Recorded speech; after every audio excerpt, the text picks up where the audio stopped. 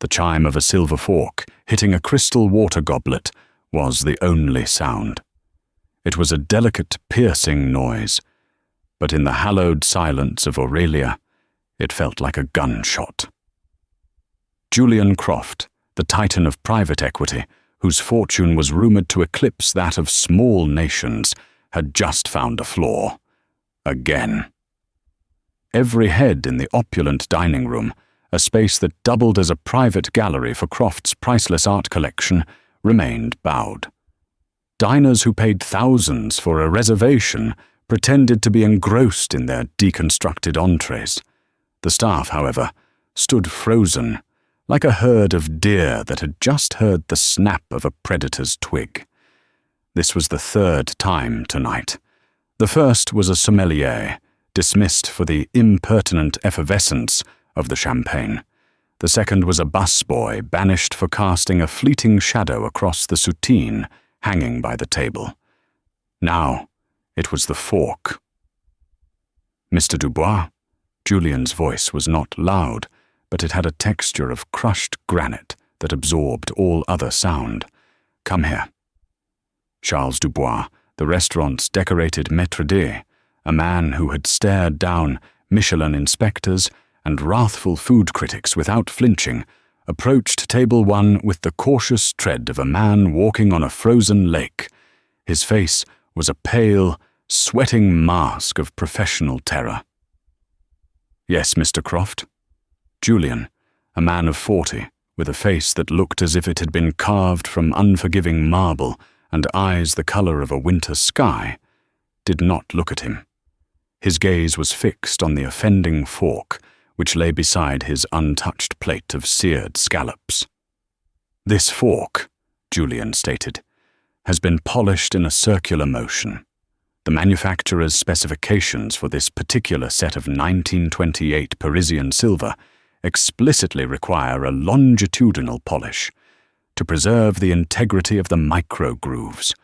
You are serving me with damaged goods.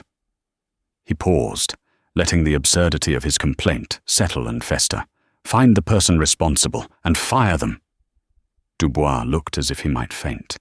Firing a dishwasher over polishing technique was not just cruel, it was insane. But Julian Croft didn't just own the restaurant. He owned the building, the block, and quite possibly the soul of every person in his employ.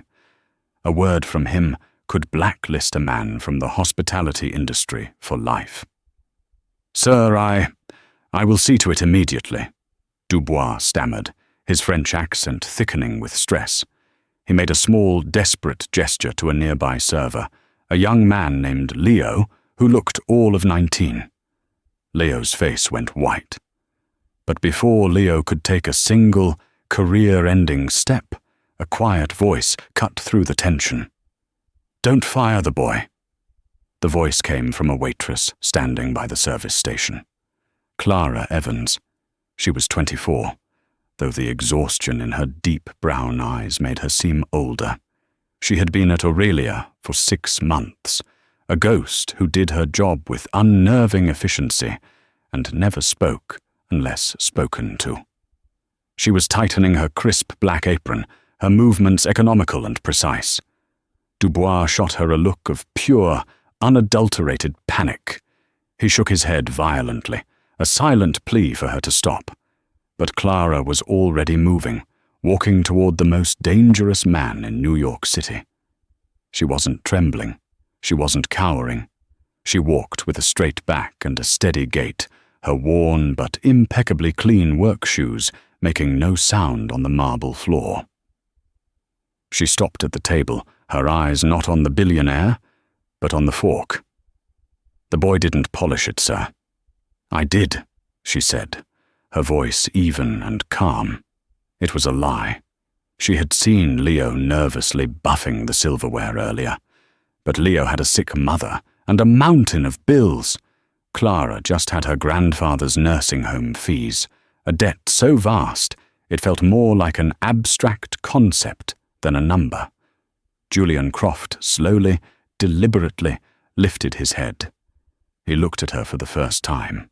He took in her simple, severe work uniform, the stray wisp of auburn hair that had escaped her tight bun, and the complete and utter absence of fear in her eyes.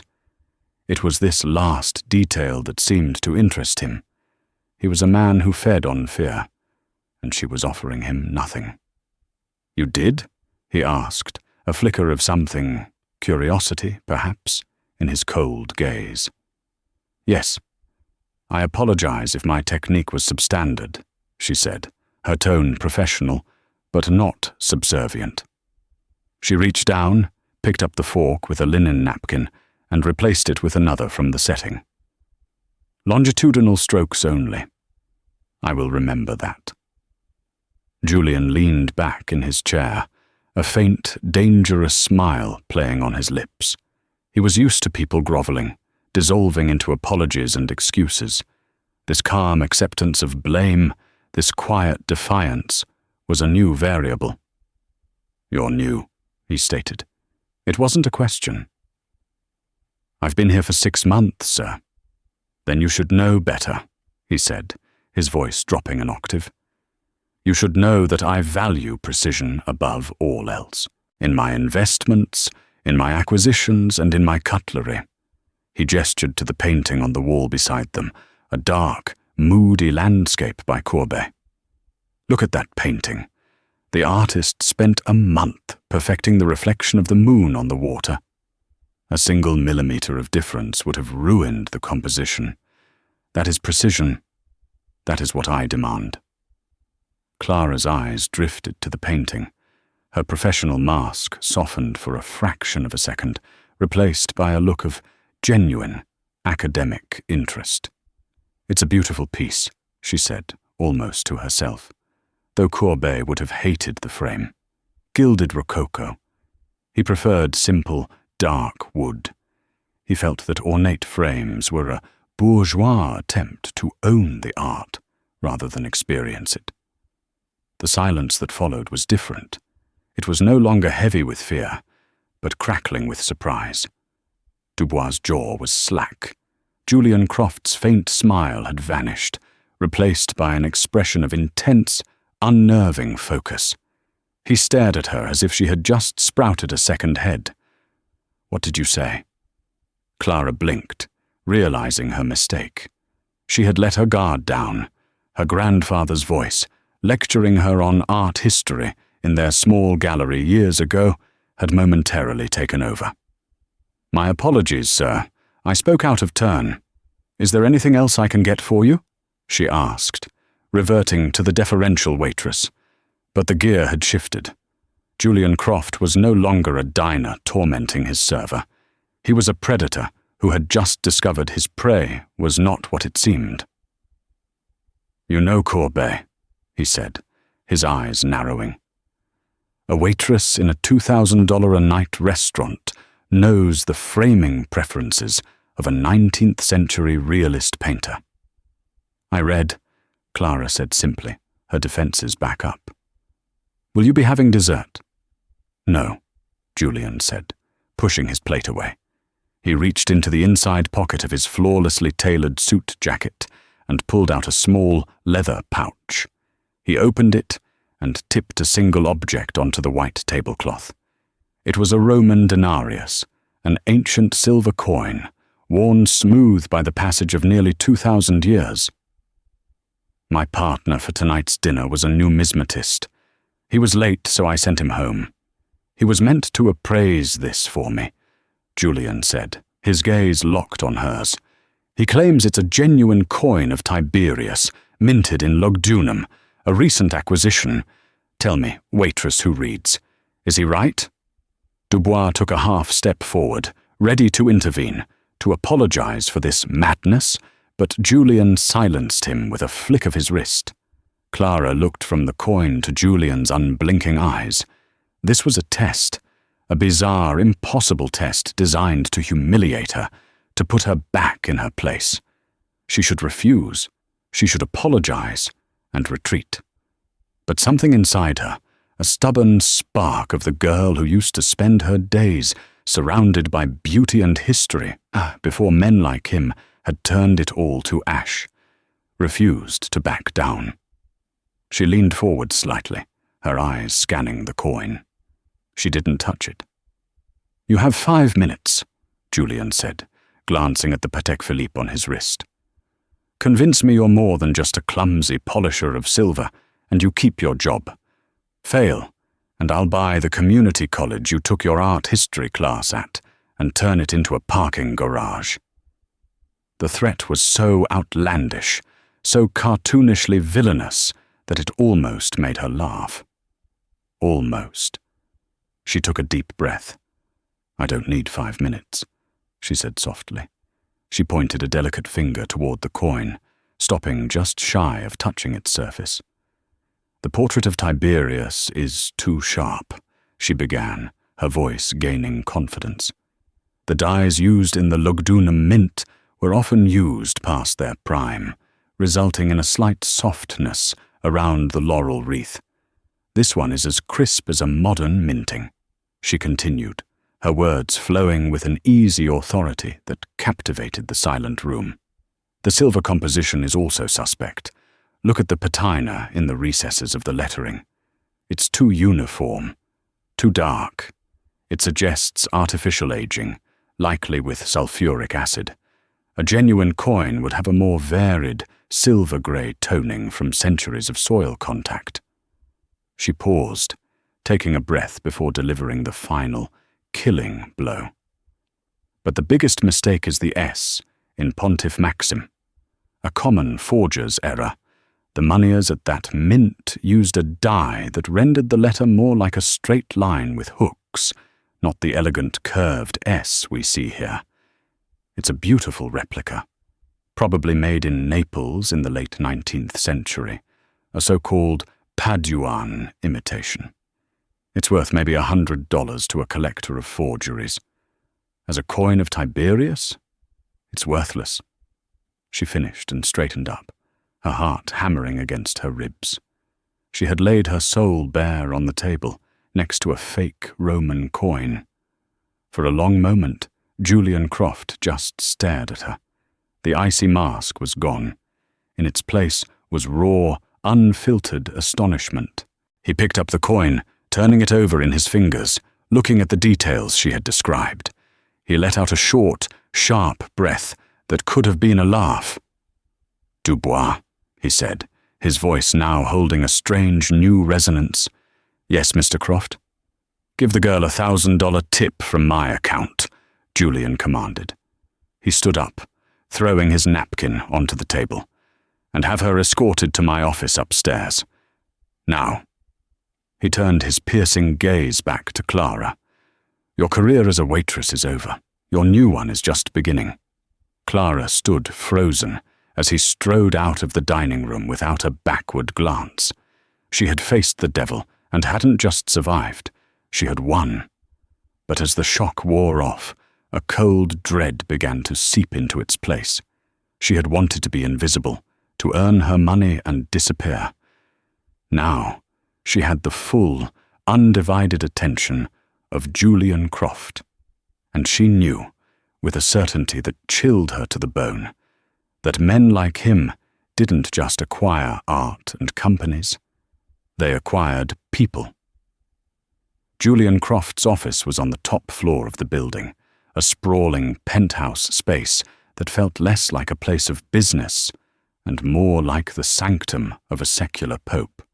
One wall was a floor-to-ceiling window, offering a god's-eye view of the glittering Manhattan skyline. The other walls were lined not with books, but with climate-controlled glass cases, displaying artifacts that would have been the centerpiece of any museum in the world. Illuminated manuscripts, Mesopotamian cylinder seals, a samurai sword resting on a silk pillow. Clara stood in the center of the room, feeling small and out of place in her simple black and white uniform. She clutched the strap of her worn leather satchel, the only personal item she'd been allowed to retrieve. Julian was behind a massive desk of polished obsidian, speaking into a phone in fluent, rapid-fire Japanese.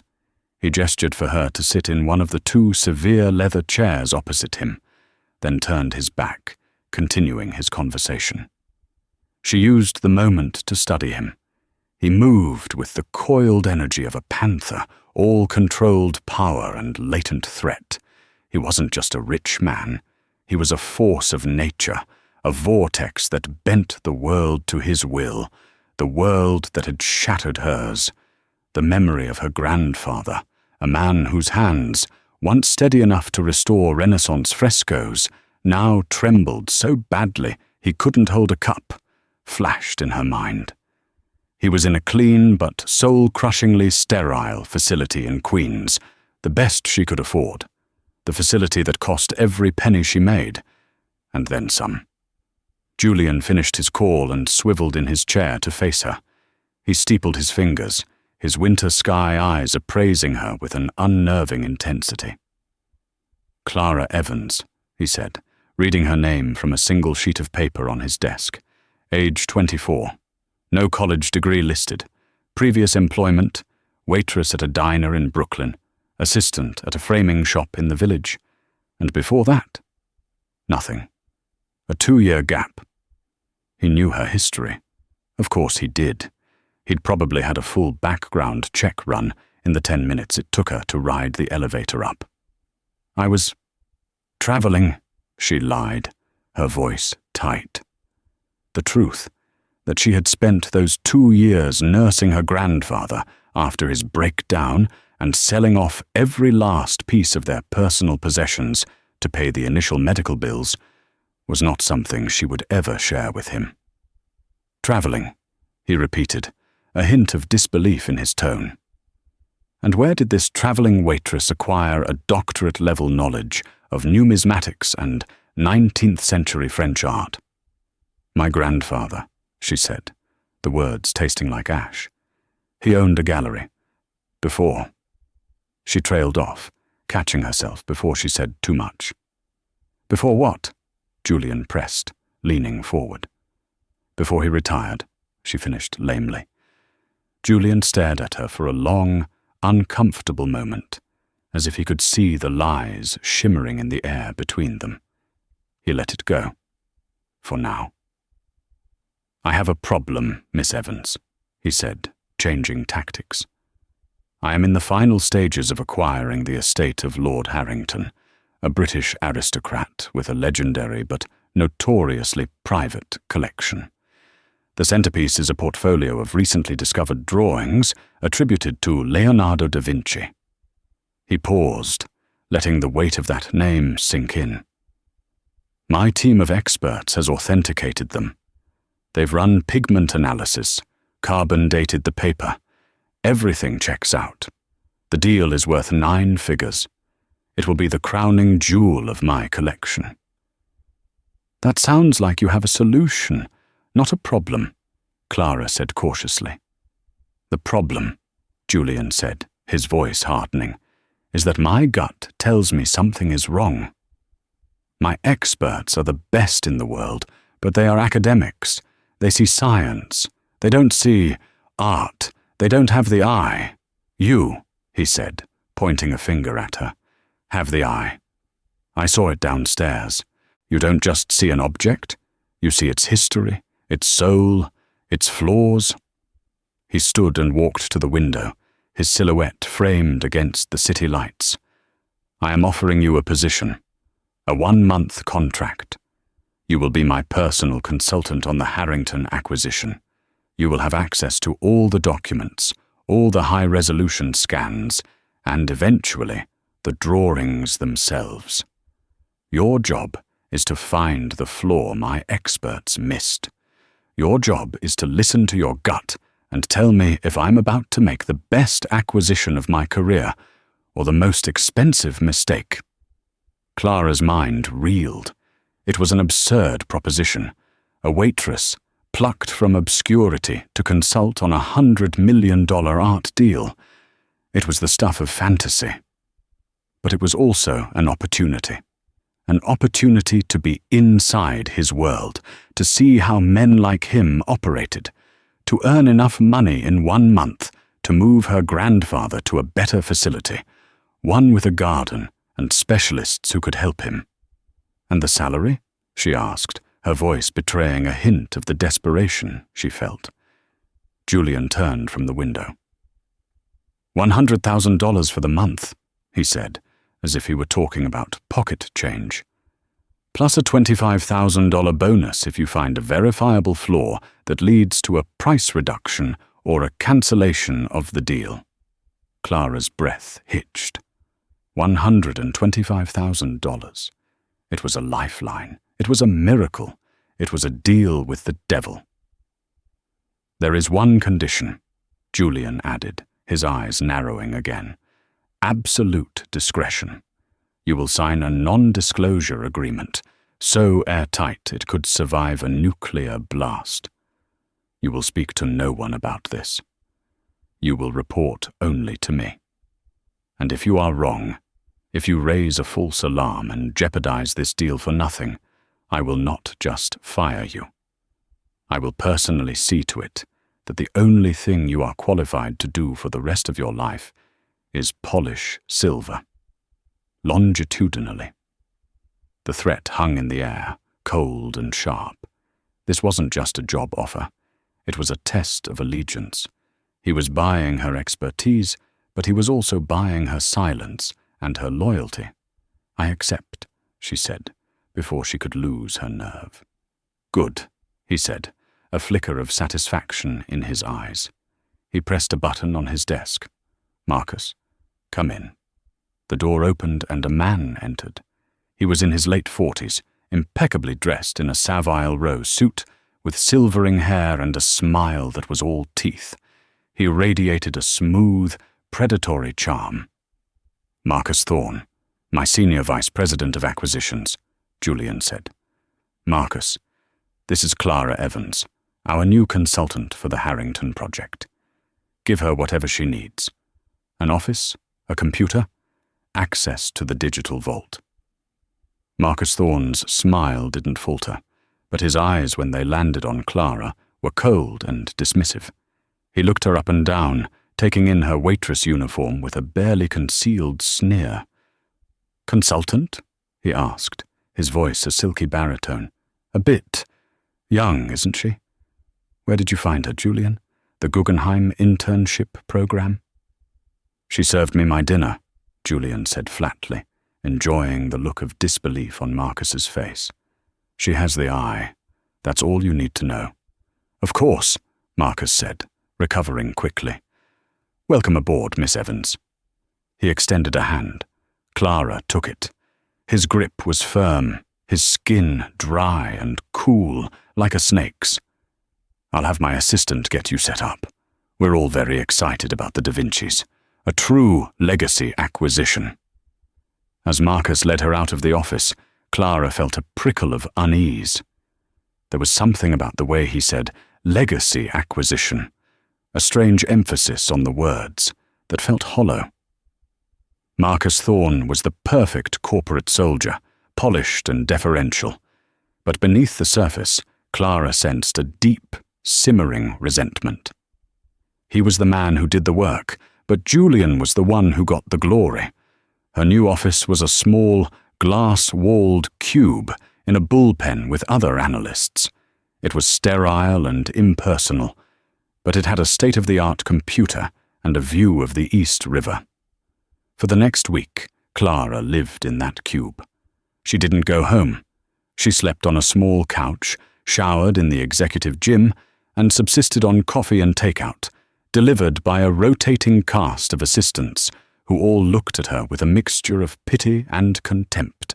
She was the waitress consultant, a freakish curiosity in this world of Ivy League degrees and cutthroat ambition. She ignored them. She immersed herself in the world of Leonardo da Vinci. She spent hundreds of hours poring over the high-resolution scans of the drawings, cross-referencing them with Leonardo's known works, his codices, his letters. She read the provenance reports, the chemical analyses, the historical documents that traced the drawings' supposed journey from a dusty Italian villa to a London auction house. Everything was perfect. Too perfect. The paper was right, The ink was right. The style was a flawless imitation of Leonardo's late-period anatomical studies. The provenance was supported by letters and shipping manifests. But Clara couldn't shake the feeling that she was looking at a ghost. The drawings had all the technical brilliance of the master, but none of his spirit. Leonardo's lines were alive, filled with intellectual curiosity and a restless energy. These lines, for all their perfection, were dead. They were the work of a master craftsman, a brilliant forger but not a genius. It was a feeling, an instinct. It wasn't proof. And she couldn't go to Julian Croft with a feeling. He dealt in facts, in data, in precision. She turned her attention from the drawings to the documents. She spent 2 days straight reading the dry, dense provenance reports, her eyes burning from staring at the screen. And then she found it. A tiny detail, a single word in a 19th century shipping manifest from Florence to Paris.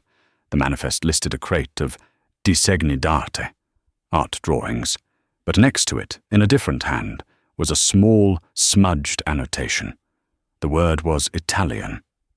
Recalce. Clara's heart stopped. Recalce. It didn't just mean drawings, it meant tracings, copies. It was a breadcrumb, nothing more. It could be a simple mistake, a clerk's sloppy note. But it was the first crack in the perfect facade. She needed to see the original documents, not just the scans. She needed to see the paper, the ink, the smudge itself. She picked up her phone to call Julian, but hesitated. She needed to be absolutely sure. A direct confrontation was too risky. She decided to go through channels. She sent a formal request to Marcus Thorne's office, asking for physical access to the Harrington provenance files, citing the need to examine watermarks on the original manifests. It was a plausible, academic-sounding request. An hour later, Marcus Thorne appeared in the doorway of her office. His smile was gone. "Miss Evans," he said, his voice dangerously soft. "A word." He led her to a soundproof conference room. He closed the door and stood in front of it, his arms crossed. The predatory charm had been replaced by undisguised hostility. "I saw your request," he said. "Let me be clear. Your job is to look at the pretty pictures and give Julian your little gut-feeling report. My team handles the due diligence. The documents have been vetted. We do not need a waitress triple-checking our work." "I found a discrepancy in one of the manifests," Clara said, holding her ground. "A word that could be interpreted as tracings." Marcus laughed, a short, ugly sound. "A smudge on a 150-year-old piece of paper? That's your smoking gun? You are out of your depth, little girl. You are a novelty, a pet project for a bored billionaire. But this is a real business transaction. You are threatening to derail the biggest deal of my career over a semantic debate." "It's my job to find the flaws," Clara countered, her voice rising. Julian hired you because he was amused by your party trick," Marcus snarled, taking a step closer. "He will grow tired of you, just like he grows tired of all his toys. But I will still be here. And I have a very long memory. Drop this. Tell him the drawings are magnificent. Collect your $100,000 and go back to serving coffee. It's the smart play." The threat was no longer veiled. He was warning her off. Why? If he was so certain the drawings were real, why would he care if she looked at the original documents? Unless he knew something was wrong. Unless he was part of it. "No," Clara said, her resolve hardening. "I'm going to see those files." Marcus's eyes turned to chips of ice. "You've just made a very powerful enemy, Miss Evans," he whispered. He turned and left the room, leaving Clara alone with the terrifying certainty that she had just stumbled into something far more dangerous than art forgery. The next morning, Clara arrived at her office to find her computer had been wiped clean. All her research, her notes, the files she had downloaded, gone. A curt email from IT informed her that her machine had been flagged for a security virus and had required a full system reset. She knew it was Marcus. He was trying to erase her progress, to intimidate her. It had the opposite effect. It confirmed her suspicions. He was hiding something. She went to Julian's office. His executive assistant, a severe-looking woman named Eleanor, informed her that Mr. Croft was in London for the day to meet with Lord Harrington's lawyers. He was unreachable. Clara felt a surge of panic. Marcus was isolating her, cutting her off. She was alone. She walked back to her empty office, her mind racing. Marcus had warned her off the documents. He had wiped her computer. He thought he had won, but he had underestimated her. He thought she was just a waitress. He didn't know she was David Evans's granddaughter, and David Evans had taught her that the most important truths weren't stored on a hard drive. They were stored in your head. She sat down with a blank legal pad and, from memory, began to reconstruct her research. She sketched the drawings, noted the stylistic inconsistencies. She wrote down the file numbers, the dates, the names from the provenance reports, and she wrote the word recalque and circled it. She had to get to those original files, but Marcus had blocked her official access. She needed another way in. The corporate archives were in the sub-basement, a high-security vault. Access was restricted. As she pondered this, an idea began to form, a memory of something her grandfather had once told her about old books. The most valuable things aren't just protected by locks, Clara. They're protected by the environment. Temperature, humidity. They are the real guards. The archives were climate-controlled. And who controlled the climate for the entire building? The engineering department. She found the chief engineer, a gruff old man named Sal, in a cavernous boiler room in the basement. He was poring over a set of blueprints, a cigarillo clenched in his teeth. "Can I help you, miss?" he grunted, not looking up. "I'm from Mr. Croft's office," she said, projecting an authority she didn't feel. "We have a concern about the humidity levels in the sub-basement archives. Mr. Croft is worried about document degradation. He wants a manual inspection of the hygrometers inside the vault." Sal looked up, his brow furrowed. "The system's automated. I get a reading every 5 minutes. It's fine." "Mr. Croft prefers a visual confirmation," Clara pressed, channeling Julian's obsessive precision. "He says automated systems can be hacked. He wants eyes on the analog gauge. Immediately." The mention of hacking and Julian's paranoia did the trick. Sal grumbled, but he grabbed a ring of keys. "Fine, but if I miss the start of the Yankees game for this..." He led her to a massive steel door. He swiped a key card, punched in a code, and turned a heavy key. The door hissed open, revealing rows upon rows of shelves, stacked with grey archival boxes. The air was cold and smelled of old paper and dust. "There's your gauge," Sal said, pointing to a dial on the far wall. "Knock yourself out. I'll be in my office. Lock up when you're done." He shuffled away, eager to get back to his blueprints. Clara's heart pounded. She was in. She found the section labelled Harrington Estate. The boxes were sealed with security tape. She used a letter opener from her satchel to slit the tape on the box labelled Provenance, 1858 to 1900. Her hands trembled as she lifted the lid. Inside were folders filled with the original documents. She found the shipping manifest from Florence. She held it under the dim light, her breath held tight in her chest. The paper was brittle, the iron gall ink faded, and there it was. The smudge. The word. Recalque. But now, holding the original, she could see something the high-resolution scan had missed. The smudge wasn't accidental. It was deliberate. Someone had tried to obscure the word, to blur the R and the I, to make it look more like the letter D for designe. But they had failed. And then she saw something else. She tilted the paper to the light, looking for the watermark. There was no watermark, but there was a faint impression, an indentation that could only be seen at an angle. It was a stationer's embossment, a tiny ornate crest. She didn't recognize it. She pulled out her phone and, with shaking hands, took a picture of the word and a close-up of the embossment. She was putting the file back when she heard a sound, a soft click from the direction of the vault door. She froze.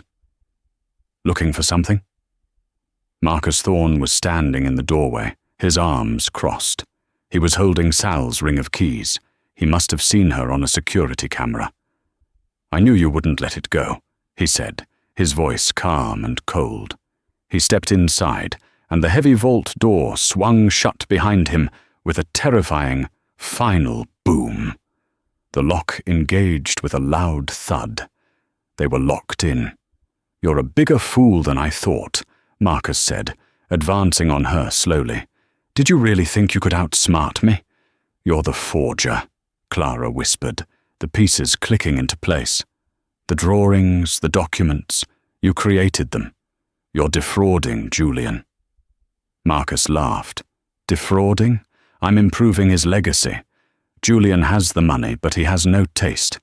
He just buys what he's told is valuable. I, on the other hand, am an artist. I created a masterpiece of deception that fooled the entire world, and you, a little nobody, are threatening to ruin it." He lunged for her, grabbing for the folder in her hands. Clara reacted on pure instinct. She threw the heavy box of documents at his head. He ducked, and she scrambled away, deeper into the maze of shelves.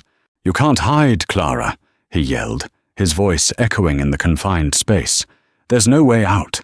When they find us, it will be your word against mine. The disgraced waitress who broke into the archives, found with a stolen file. Who do you think Julian will believe?" He was right. She had no proof, only a photo on her phone. She was trapped. The air in the vault was thin and cold. Panic began to set in. She leaned against a shelf, trying to catch her breath, trying to think. Her hand brushed against a row of old leather-bound books, ledgers, corporate records from the 19th century. Her grandfather's voice echoed in her memory again. "The paper tells the story, Clara. Always look at the paper." The embossment, the stationer's crest on the forged manifest. It was her only lead. She could hear Marcus moving through the aisles, methodically searching for her. She had minutes, at most. She pulled out her phone and frantically Googled the image of the crest. Her hands were shaking so badly she could barely type. The search results loaded slowly in the weak signal of the basement. The first few were dead ends. Then, a match. It was the crest of a small, defunct paper mill and stationer in Paris, Vachon et Fils. They were known for their high-quality linen paper, popular with legal firms in the late 19th century. It was a start, but it wasn't enough. How did this connect to Marcus? She scrolled through the search results. An article from a historical society mentioned that Vachon et Fils had a unique business practice. To prevent fraud, they kept meticulous records. For every custom order of embossed paper, they kept a corresponding sales ledger, noting the client and the date. And, the article noted, their complete business archives had been acquired in the 1980s. Acquired by whom? Clara's blood ran cold as she read the final sentence. The archives had been bought at auction by a then-unknown American acquisitions firm, a company specializing in distressed assets and historical corporate records. The company's name was Croft Equity. The ledgers, the proof she needed might be right here, in this very room. She looked at the labels on the shelves. Acquisitions, 1980-1985. She ran, her shoes silent on the concrete floor. She could hear Marcus getting closer. She found the box labeled Vachon et Fils. It was heavy, covered in a thick layer of dust. She tore it open. Inside were massive, leather-bound ledgers. She flipped one open. The pages were filled with elegant, spidery script. She scanned the client names. A hand clamped down on her shoulder. "Got you," Marcus hissed in her ear. He spun her around, slamming her against the metal shelf. Her phone clattered to the floor. "It's over." He had her pinned. His face was inches from hers, his eyes burning with rage. "I'm going to enjoy destroying you." "It's you who's destroyed Marcus," she gasped, her eyes flicking to the open ledger on the floor beside them. His gaze followed hers. He saw the open page, and he saw the name her finger was pointing to. Client, Lord Harrington. Date, 1982. Order, 500 sheets of custom embossed legal stationery, designed to replicate one. The colour drained from Marcus Thorne's face, a sudden, ghastly vacuum pulling the life from his skin. The polished veneer of the senior executive, the predatory charm, the calculated confidence, it all shattered in an instant, leaving behind the raw, pallid terror of a man seeing his own ghost. He was looking not at a page, but at a tombstone. His own. Lord Harrington. The name hung in the chilled, sterile air of the vault, a testament not to a victim, but to a co-conspirator. It was a conspiracy born 40 years ago. A brilliant, patient fraud, conceived by the previous Lord Harrington and a master forger. Marcus hadn't been the artist. He was merely the curator of the crime, the one who had unearthed this dormant masterpiece of deceit within Julian's own archives and sought to give it a final, glorious exhibition. A sound, sharp and alien in the tomb-like silence, cut through the tension. Not a key in a lock, but the precise, electronic chirp of a security keypad, followed by the heavy, pneumatic hiss of the vault's release mechanism. The massive steel door, a barrier that had seemed so final moments before, began to swing inward with an inexorable, silent grace. Light flooded the narrow aisle, framing a silhouette that seemed to absorb all of it, leaving only a stark, obsidian outline. Julian Croft stood there, flanked by two impassive security guards whose presence was as solid and unforgiving as the concrete walls. His face was not a mask of fury. It was something far worse.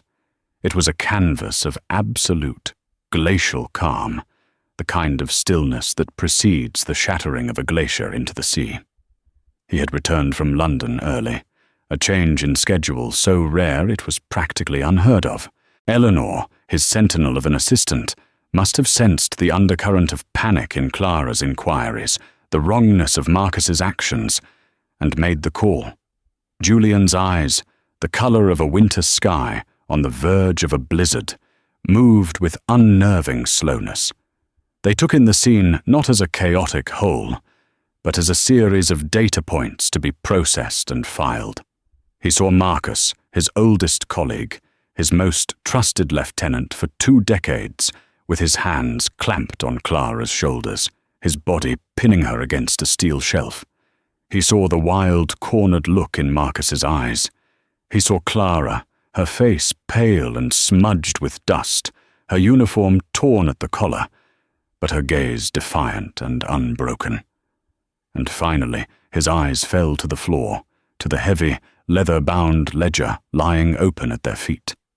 His mind, an instrument honed by a lifetime of dissecting complex deals and finding the single, fatal flaw, needed no explanation. It saw the equation, the variables, and the devastating sum. The betrayal was not a hot, passionate thing.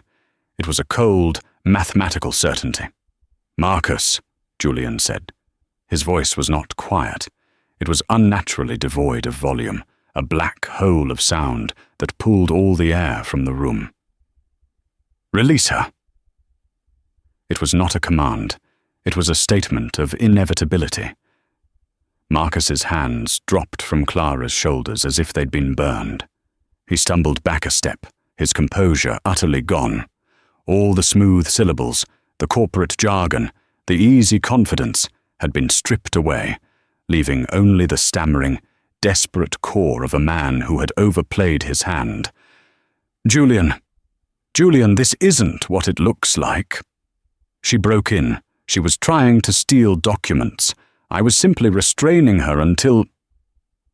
Julian took a single step into the vault. "You have been my senior vice president for 22 years, he stated, each word a perfectly polished stone dropped into a frozen lake. "In that time, you have lied to competitors, to regulators, to the press, and to boards of directors on my behalf. I have always considered it a necessary skill. But I did not know, until this precise moment, that you were also capable of lying to me. It is a disappointing addendum to your resume." He looked past Marcus, his gaze finally settling on Clara. He saw the faint, purple bruise forming on her cheek where she had been slammed against the shelf. He saw the tremor in her hands that she was trying so hard to still. He saw the sheer, unyielding force of will in her eyes that had held her together. "Get your hands off my business," Julian said, his voice now dropping to a lethal whisper that was meant for Marcus alone. He gestured with his chin toward the guards. "Escort Mr. Thorne to the security office. Confiscate his pass, his keys, and his phone. Inform legal that his employment is terminated, effective immediately, for cause. And have the NYPD meet me in my office in 10 minutes. Marcus seemed to shrink inside his $1,000 suit. "Julian, please," he begged, the last vestiges of his pride crumbling into dust. "Everything I did it to build your legacy, to secure the collection." "My legacy," Julian interrupted, a flicker of something truly dangerous finally entering his eyes, "is not built on forgeries and petty conspiracies. It is built on precision.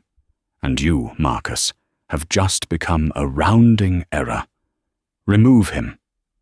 The guards moved with silent efficiency, each taking one of Marcus's arms. They led him away, a hollowed-out man walking toward the ruins of his life. The vault door remained open, a silent invitation back to the world. But for a long moment, Julian and Clara simply stood in the cold, sterile silence, surrounded by the ghosts of forgotten corporations and the evidence of a crime that had almost succeeded.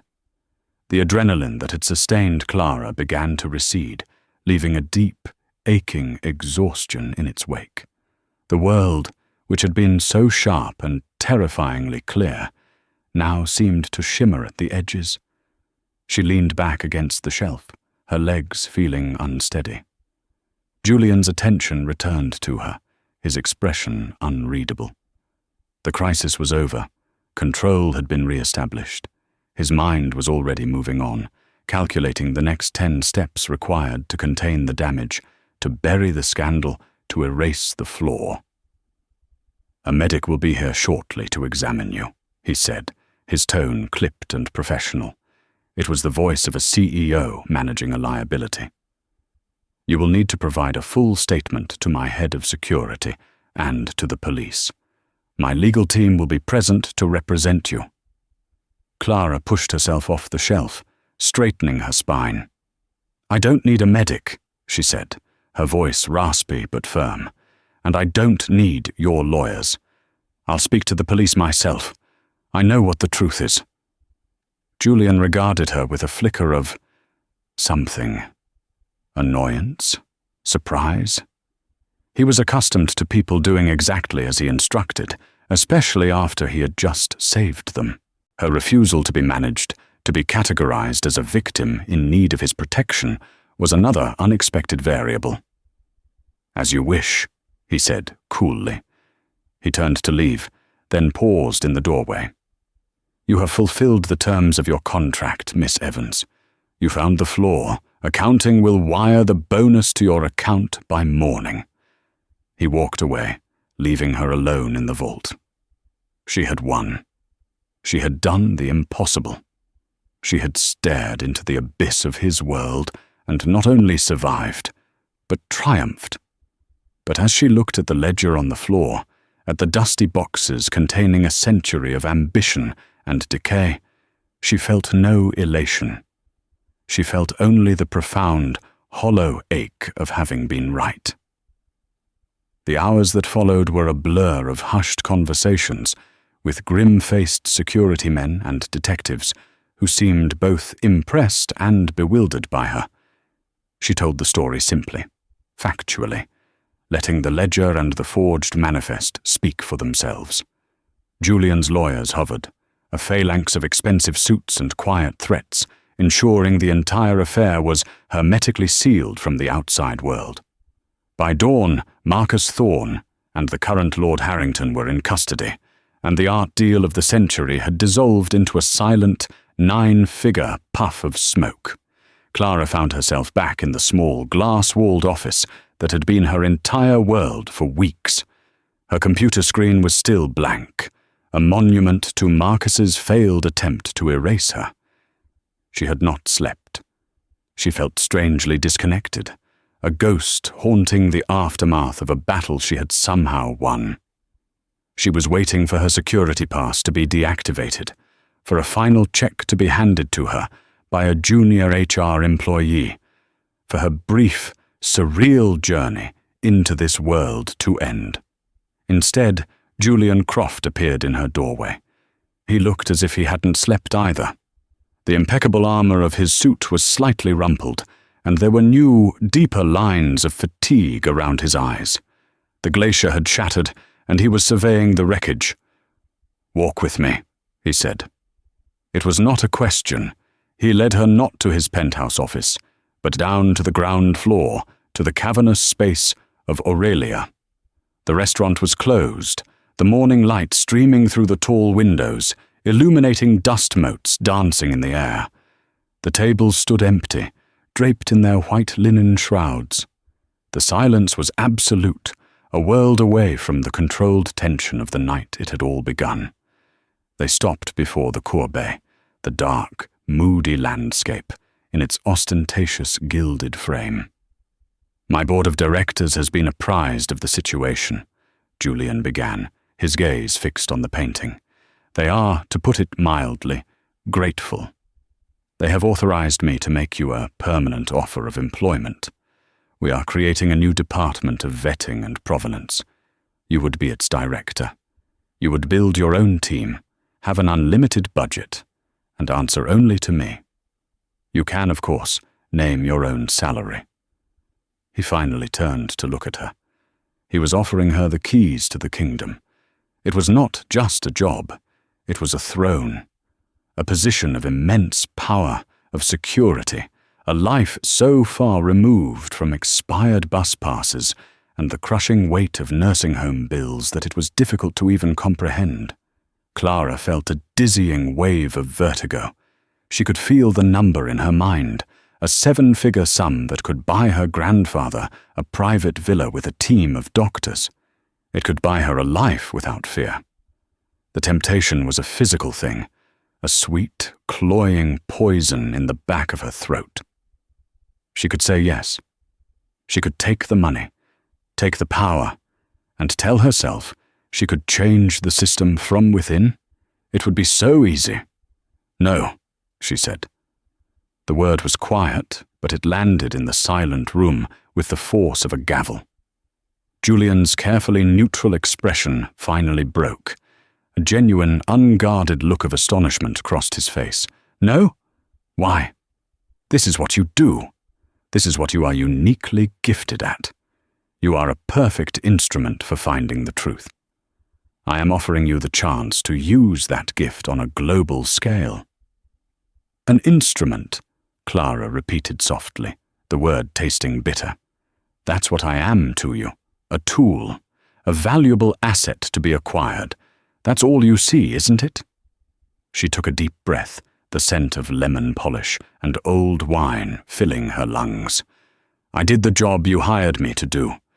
But I cannot work in this world, because in this world, this painting," she gestured to the courbet, "isn't a window into an artist's soul.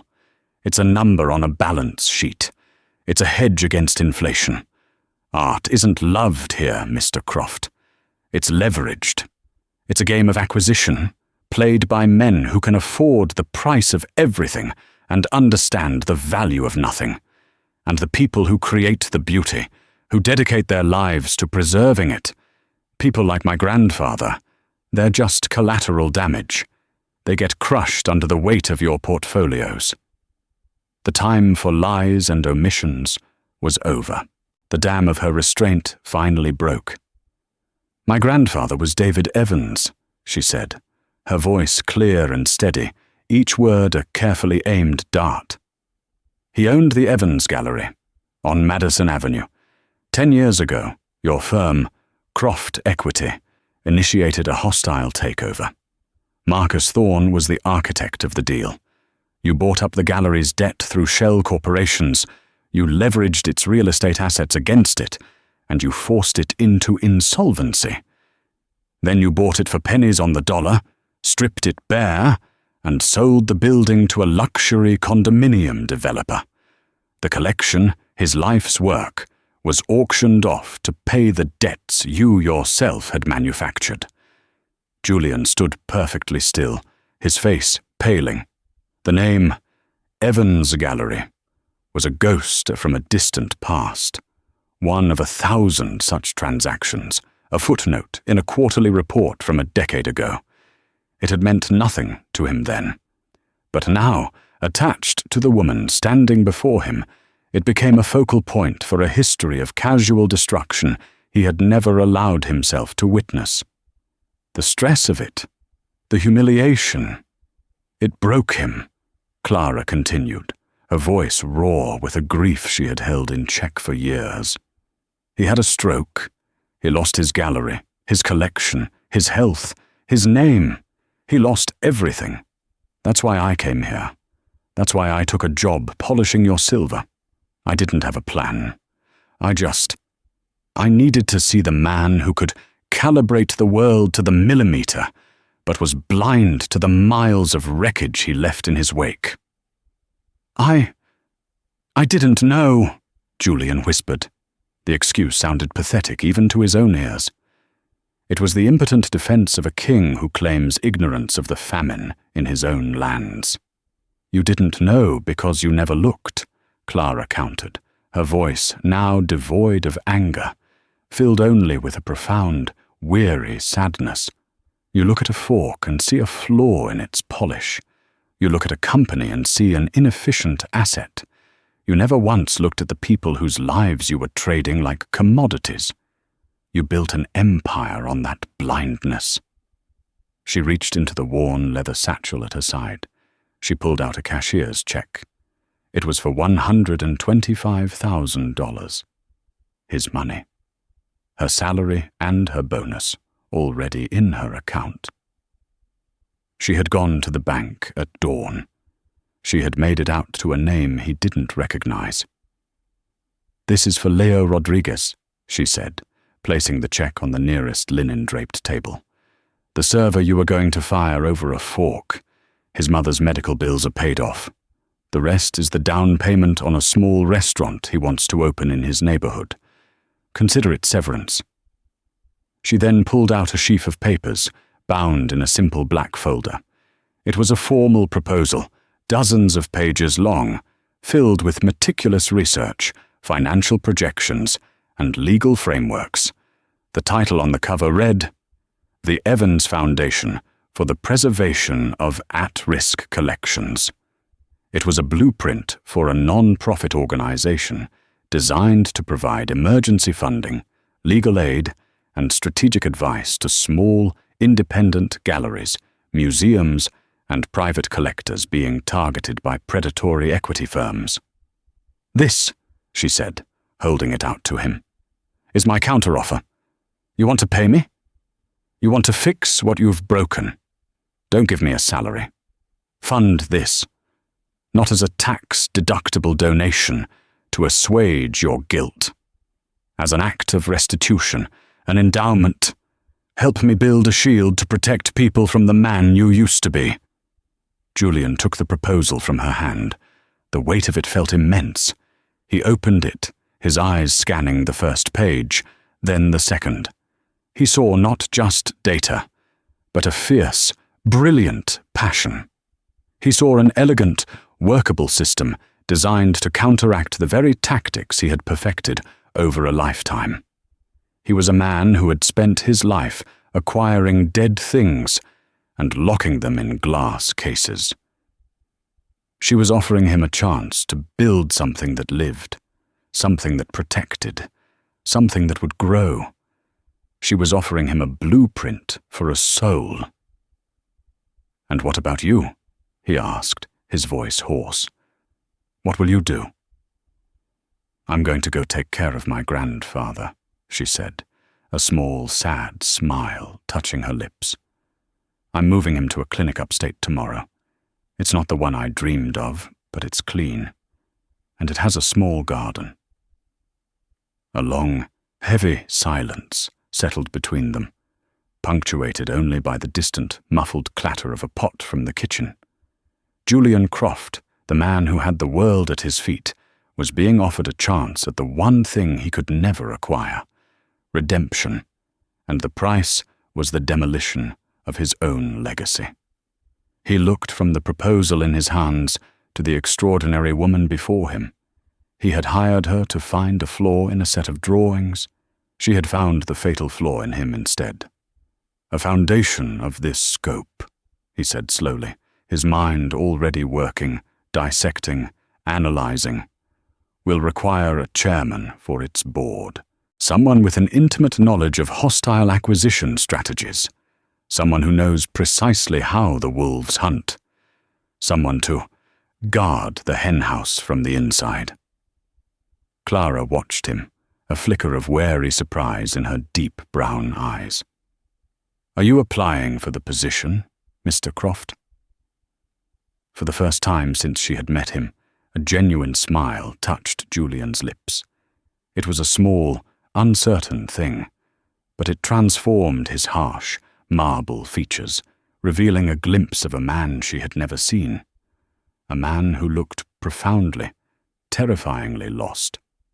"I'm submitting a proposal of my own," he said. "Consider it a long-term, high-risk investment in a startup with an unproven business model." 6 months later, Clara stood on a sun-drenched flagstone patio overlooking the Hudson Valley.